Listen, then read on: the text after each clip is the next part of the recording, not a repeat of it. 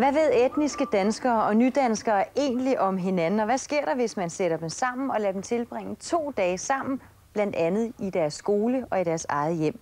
Sådan var ideen bag projektet Unge møder unge, som er løbet af staten her tidligere på ugen. Godmorgen og velkommen til projektets initiativtager, som sidder her ved siden af mig, Lotte Rosdal, og til 2 af de piger, der fik muligheden for at lære noget om nogen, man ikke ved så meget om. Katrine Kins fra Skjern i Vestjylland og Havra Bakal fra Aarhus. Var det rigtigt udtalt? Ja. Nå. Havra, lad mig starte med at spørge dig. Hvorfor meldte du dig egentlig til det her projekt? Det er fordi, jeg var lidt nysgerrig. Jeg har aldrig haft sådan en rigtig dansk veninde før. Og så ville jeg gerne prøve det, og prøve at være sammen med en rigtig dansker. Fordi de der danskere var i Aarhus, jeg synes, det er lidt mere udlandske danskere. Og de taler sådan pakistansk. Det er ikke ligesom Katrine. Altså, deres hjem, det er ligesom udlandsk hjem, og deres talemåde, det er også ligesom udlandske talemåder. Men du siger, at du har boet i Danmark, du er født og opvokset i Danmark, du har boet her hele dit liv, og du har aldrig rigtig kendt en dansker. Hvordan kan det være? Nej. Det er fordi, jeg troede hele tiden gennem medierne, at de ikke ville have noget med os at gøre. Og vi var bare sådan en indvandrer, der bare kom for at få bistand og tage deres penge og kvinder og alt det der. Så jeg tænkte at de gider ikke have noget med os at gøre. Så jeg holdt mig væk fra dem, og så blev jeg følte mere tryg med min egen folkeslag. Altså dem udlændinge, andre araber. Så jeg følte mig mere tryg med dem, end jeg gjorde med danskere. Så du havde nogle fordomme om, hvordan danskere så på dig, og det gjorde, at du var lidt nervøs for at opsøge. Ja. Katrine, du bor jo så et helt andet sted. Du bor ude i Vestjylland oppe ved Skjern. Hvad vidste du om nydanskere, inden du meldte dig til det her? Ikke ret meget. Det er ret begrænset, hvor mange nydanskere der er i Skjern. Og jeg har aldrig gået i klasse med en, jeg har næsten aldrig snakket med en, jeg har aldrig været hjemme i et hjem med en anden kultur. Så jeg var meget nysgerrig efter at vide, hvad de egentlig var for nogen, fordi den synsvinkel, man får, det er jo gennem medierne, og den er måske ikke altid lige heldig. Nej, fordi nu hører vi jo Havras fordomme. Hvad var dine fordomme om familier og mennesker som Havra? Altså, jeg følte, at det var dem, som trak sig tilbage. Det var dem, som var ligeglade med Danmark, og det var kun deres eget land, som betød noget, og de var her kun, fordi de blev nødt til det. Så jeg havde ikke rigtig troet, at de havde lyst til at blive integreret. Det var dem, som trak sig tilbage og flyttede sammen i ghettoer og sådan.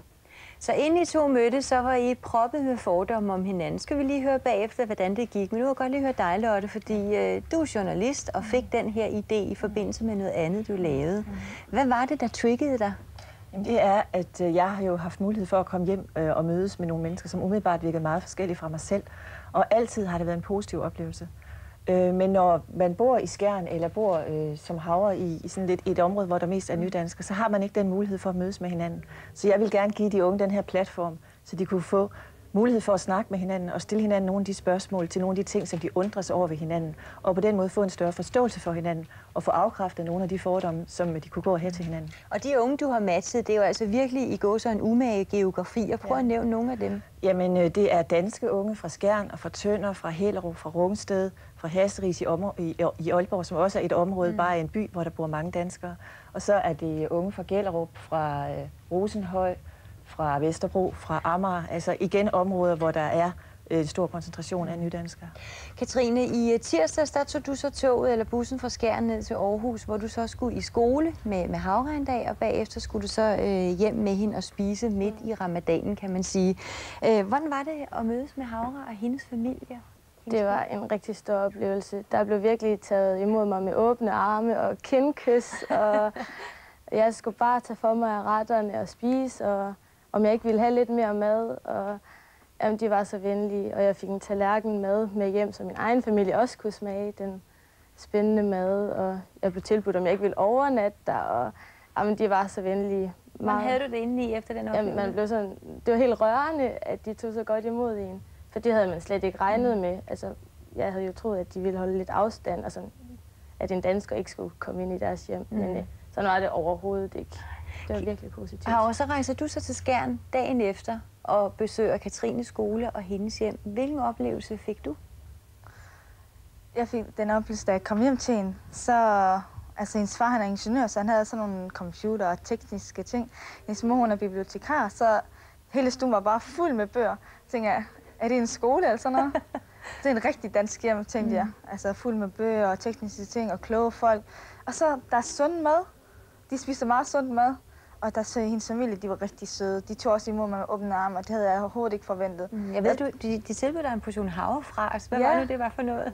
Jamen, jeg vidste ikke, hvad havrefras var. Jeg så hendes lille spise sådan nogle mærkelige, firkantede ting. Så spurgte jeg, hvad er det? Så sagde hun, det er havrefras. Så sagde jeg, hvad er for havrefras? Så forklarede hun mig, hvad det var. Så sagde jeg, må jeg smage? Så sagde hun, ja. Så var det første gang, jeg smagte en havrefras. Og så da jeg kom ind til hende, så var jeg lidt bange for... Altså før jeg kom hjem til hende, så var jeg bange for hendes forældre, at de ville afvise mig. For jeg har også den der, at de vil indlære, altså de gider ikke have noget med mig at gøre. De vil bare sige, ej, har nu en perker med hjem og sådan noget. Hvad skal hun her? Hun er jo bare så en ballade med. Men nej, de kom med åbne arme og så krammer. Det var rigtig sødt. Jeg kunne godt tænke mig at komme tilbage igen. Min lille søster var fuldstændig vild med hende. Ja, hun er rigtig sød. Lotte, nu er projektet så afsluttet. Det sluttede med en kæmpe middag, hvor alle de unge fra hele landet var med. Og det er allerede evalueret. Hvad har du fået at høre?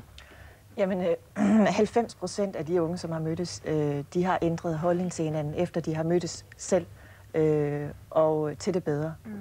Og det siger jo også mig noget om, at det indtryk, som mange har fortalt mig om, de har fået gennem medierne, de kan være en hindring for integrationen. For når de mødes, og de snakker sammen, og det er det, alle siger, de har mødtes med en respekt for hinanden, med en åbenhed, med en nysgerrighed over for hinandens kultur, at så kan integrationen sagtens lykkes. Og 80% af dem, der har mødtes, vil gerne møde med deres makker igen. Hvornår skal I to ses igen? Snart forhåbentlig. Ja. Jeg ved, du har et specielt ønske. Ja, at komme hjem til hende i juleaften. Juleaften. Kunne det være en mulighed, Katrine? Det kunne da være interessant. Ja. Hun har jo ikke oplevet det før. Nej. Men hvordan havde det I det, da I skulle skilles fra hinanden her forleden dag? Ja, seriøst, jeg græd i bussen. Det har jeg aldrig forventet. Altså, det er jo 2 dage, det var helt åndssvagt, synes jeg, men jeg græd. Det er fordi, det var så ærgerligt, at jeg ikke har oplevet det før. Først nu, altså alle de her år, jeg har levet, 11 år i Danmark, så har jeg ikke engang oplevet det her. Men så kan man sige, at stenen er lagt til det store hus, der skal bygges. Tusind tak, fordi I kom alle tre. Og rigtig glædelig jul. Ja. For det var jo ikke så længe, før vi skal til at jule. Men først skal vi til gallapremiere på Til døden os skiller, den nye film af Paprika Steen, hvor Sisse